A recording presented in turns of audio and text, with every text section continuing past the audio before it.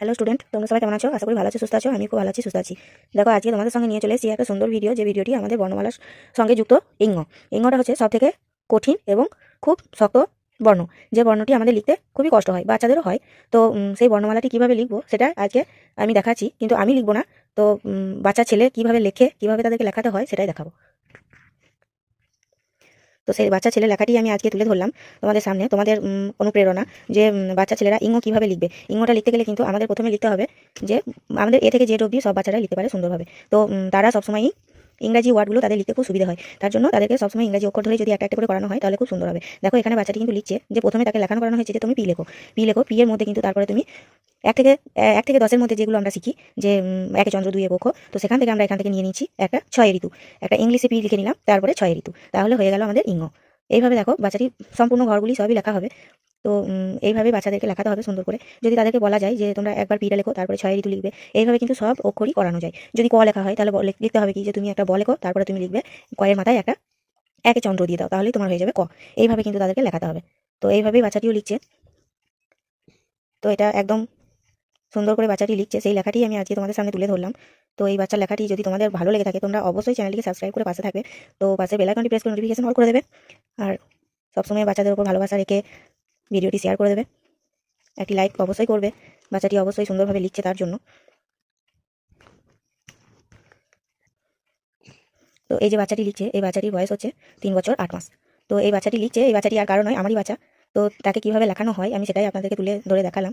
তো বাচ্চা তো তবুও তাদের সবসময় মন হয় না লিখতে, তবুও যে লিখছে এটাই অনেক। তো এইভাবেই তাদেরকে লেখাই। এই যে তার আগের পাতাটি একবার দেখালাম, তার আগের পাতায় এগুলো লেখা হয়েছে পরপর পরপর, ও থেকে একদম সম্পূর্ণ সব কিছু এখানে। এই যে গ খ গ ঘ ইঙ্গ, ইঙ্গটা পরের পাতায় বেশি করে লিখতে দেওয়া হলো, কেননা ইঙ্গটা যদি লিখতে দেওয়া হয় তাহলে ইঙ্গটা কিন্তু ও আরও বেশি সুন্দরভাবে লিখতে পারবে, তার জন্য। এই যে তার প্রথম পাতায় লেখানো হয়েছে এখানে অ, অগুলো লেখানো হয়েছে, তারপর আ লিখেছে, তারপরে হর্ষই লিখেছে, তারপরে দীর্ঘই লিখেছে। তো তারপরে এবার তারপরের পাতাটা, এই যে হর্ষু দীর্ঘ রি লি এ ওই ও ও, এবার আছে ও, তারপরে ক খ গ ঘ, ও তারপরে ওখানে ইঙ্গটা লিখতে দেওয়া হয়েছে। এই ইঙ্গটি কিন্তু বেশিক্ষণ লেখানো হয়নি ওকে, এই আজকেই ওকে প্রথম দেখানো হলো। তো যে এতটা সুন্দর লিখবে তো আমিও ভাবতে পারি নাই। তো খুবই সুন্দর লেখাটা হচ্ছে, যাই হোক বাচ্চা তো তবুও লিখতে পারছে, এটাই অনেক। দেখুন ওরা কীভাবে লেখাটা লিখছে।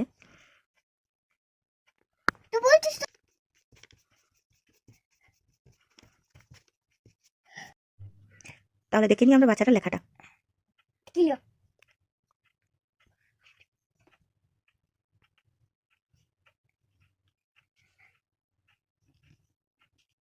হয়ে গেল তার ইঙ্গ লেখা।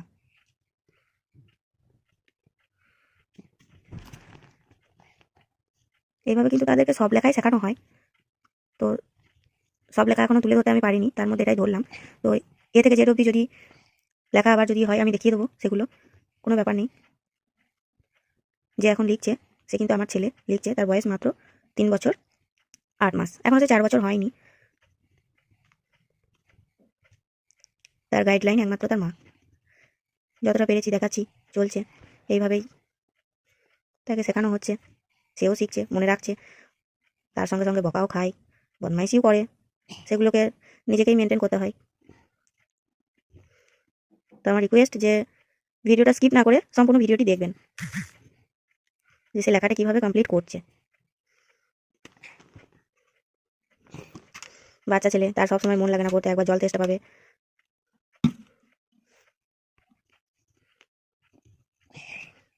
নৌকামুচি ব্যাং, নৌকামুচি ব্যাং কি করছে?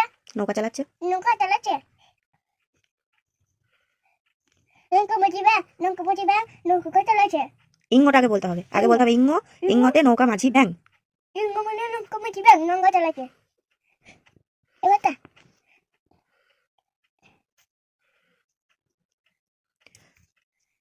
লেখার সাথে সাথে কিন্তু বাচ্চাকে সবসময় বলাবেন যে ইঙ্গ, ইঙ্গ মানে কি, ইঙ্গ এ নৌকা মাঝি ব্যাং, মানে তাকে কিন্তু আর বইটা পড়তে হবে না। কারণ বইটা পড়তে হবে না এই জন্যই যে সে যদি লেখার সঙ্গে সঙ্গে বলে দেয় তাহলে তার কিন্তু সেটা মনে থাকবে। যদি এটাই আমরা শেখাই তাহলে এতে কিন্তু আমরা সবসময় শেখাবো এ ফর আপেল, সেরকম আপেলটা যেমন সে জানবে সেরকম ইঙ্গতেও সে জানবে যে ইঙ্গ এ নৌকা মাঝি ব্যাং।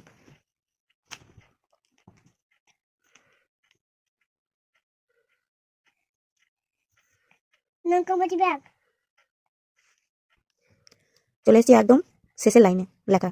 তো শেষের লাইনে লেখাটি এবার কীভাবে লিখে শেষ করে সেটাই দেখুন, দেখে আমার ভিডিওটি শেষ করব। সব ঘর কমপ্লিট হয়ে গেছে। তো এবার শেষে আর মাত্র 4টি ঘর বাকি আছে। তো 4টি ঘর লেখা হয়ে গেলেই পুরো ইঙ্গ লেখাটা কমপ্লিট হয়ে যাবে। তো তারপরে পরের দিনে আবার তাকে আরেকটা অন্য অক্ষর শেখানো হবে। একটা একটা করে মানে বর্ণগুলি যদি শেখানো হয় তাহলে বাচ্চাদের অতিরিক্ত চাপ হয়ে যায় না। তো একটা করে শিখলে তাদের মনেও থাকে। তো এইভাবেই শেখা উচিত আমার মনে হয়। তো আমি আমারটাই বললাম।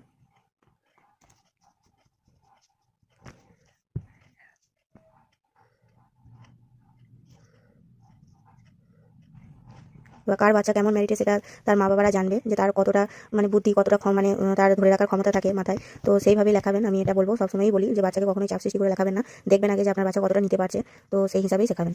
তো এখানে হয়ে গেল ইঙ্গটা, এই যে ইঙ্গটা কমপ্লিট হয়ে গেল। তো thank you very much.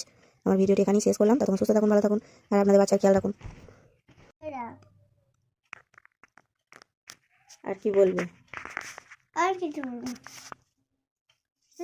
Very good, very good. আর থ্যাংক ইউ, থ্যাংক ইউ। আর কি বলো জানো তুমি? কি জানতে থাকা কোদা আর আর লাইক কোদা।